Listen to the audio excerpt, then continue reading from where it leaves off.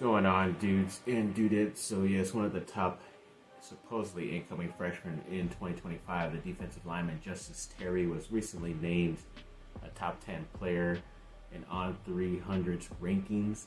I know he was pretty much high, a 5-star already, but at least at the number 10 spot is nice, so that's good. Congratulations to him. And with that, pretty much USC has 8 of their 11 or 12 commitments coming in 2025 ranked in the On 300's total players, which is obviously pretty good, pretty hard list to get into with so many kids around all of the U.S. So yeah, it's pretty good that they already have 8 and possibly could have more, especially guys who are way higher in that top 300. So yeah, definitely looking forward to seeing who else they can get. And then, yeah, there was a couple other recruiting news. There was one of the top safeties out there, Trey McNutt, did recently schedule a USC visit officially, so that's nice to see. Definitely trying to get after one of the better 4-star guys out there in the 2025 class. And there was a Texas defensive tackle, Dylan Battle, who recently had his first successful trip to USC over this last weekend and is looking to return, an imminent return, very quickly.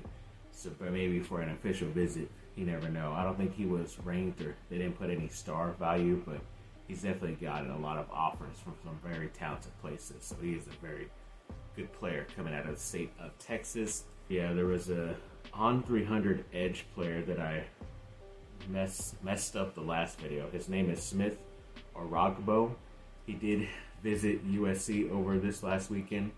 I believe I said his high school name, Alif Hastings, but of course I didn't continue reading the post. So yeah, that's his school, but Smith Oragbo is his name, the edge player from the state of Texas. And yes, apparently the visit went very well, and he's looking, at least USC is looking to be a major contender, according to Steve Wiltfong, who's with On3, and he's like one of the major plugged-in guys when it comes to recruiting. So definitely knows his stuff, and if he's reporting that after just visiting USC, then they definitely have a shot. So we'll see where it goes from there. But there was also a bunch of rumors of, because today on Monday is when the transfer portal in the spring officially opens up, and there's a bunch of guys, obviously even a Georgia player, Michael Williams, who was a once USC commit a while back, but then he went to Georgia and obviously is still good friends with Bear Alexander. So if he ends up entering the portal, I don't know if he has officially, then he could definitely come and join USC's roster. I would not be mad about that. But a lot of other talented defensive linemen, like when he came to Clemson's Vic Burley, who's an interesting guy. Another D tackle in Iowa State's Dominique Orange.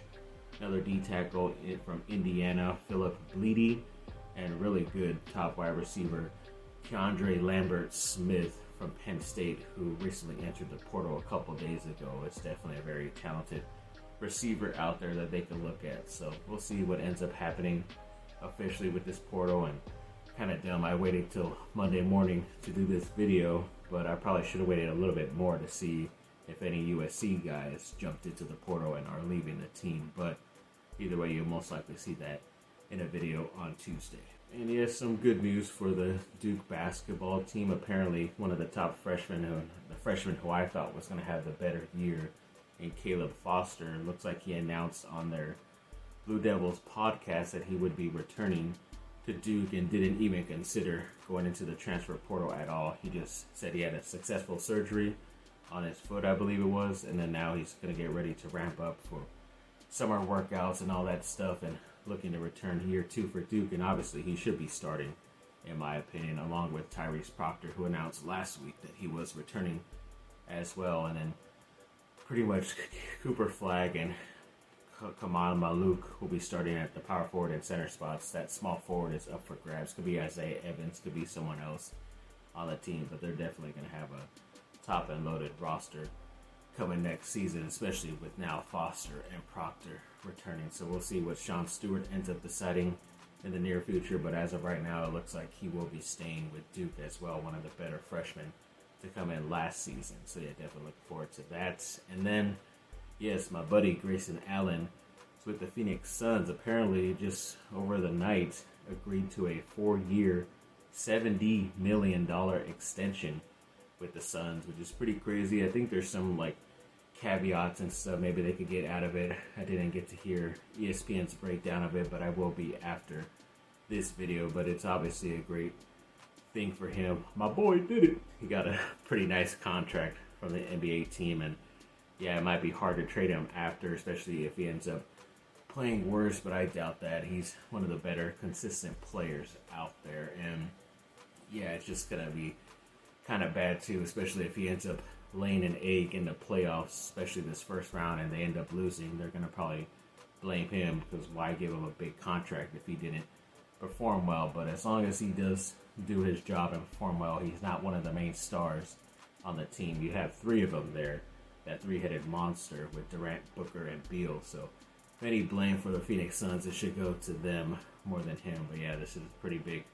Congratulations to my boy. He's all grown up.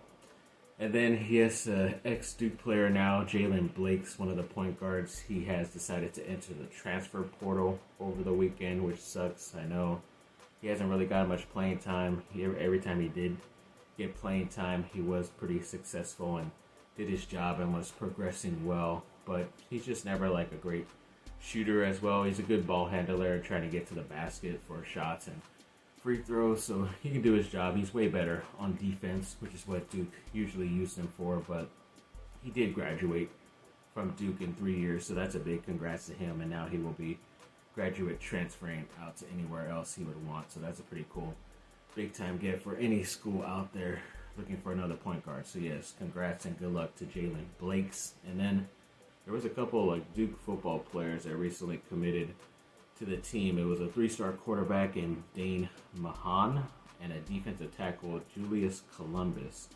I don't think he had like a star ranking, but it's like a 6'2", almost 300-pound defensive lineman. So yeah, they definitely got some pretty talented guys for the near future for that squad. So yeah, it's looking brighten up for them. I know, yeah, I think both USC and Duke have the same day, April 20th, this weekend, as their spring game practice, so we'll see how that ends up going. I might end up going to the game or not this weekend. You never know, but it's always something fun to do because it's free to go to be able to hang out, check out the new team. And it was the final regular season game for the Lakers, and they had to play against the Pelicans, and luckily they got that victory, 124-108. LeBron had 28 points, 11 rebounds, 17 assists, a nice triple-double, and threw in 5 steals. He's like only one of 5 players in NBA history to have that record, and probably the only one at his age to have that record too, which is pretty crazy to get all those stats. But they definitely needed this win, and I guess right now they're going to be playing the same team in the New Orleans Pelicans. They might be playing at New Orleans on Tuesday, the day after today, after you see this video.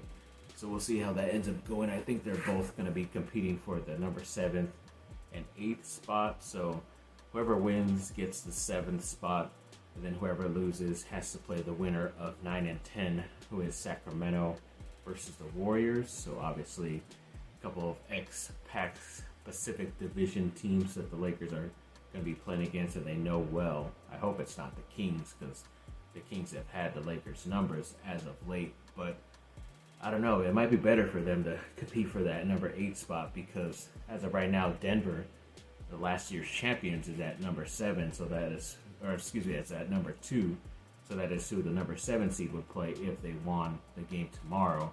But then if they lose and play on the next day or whatever, then they will play against number 1 team Oklahoma City, who they've had a little bit more success against. So we'll see how this ends up going, but definitely looking forward and hoping that they end up getting into the playoffs and into the right spot and at least into the next round. Thanks for watching, people. Like and subscribe. Comment down below. Let me know what y'all think. Have a great rest of your day.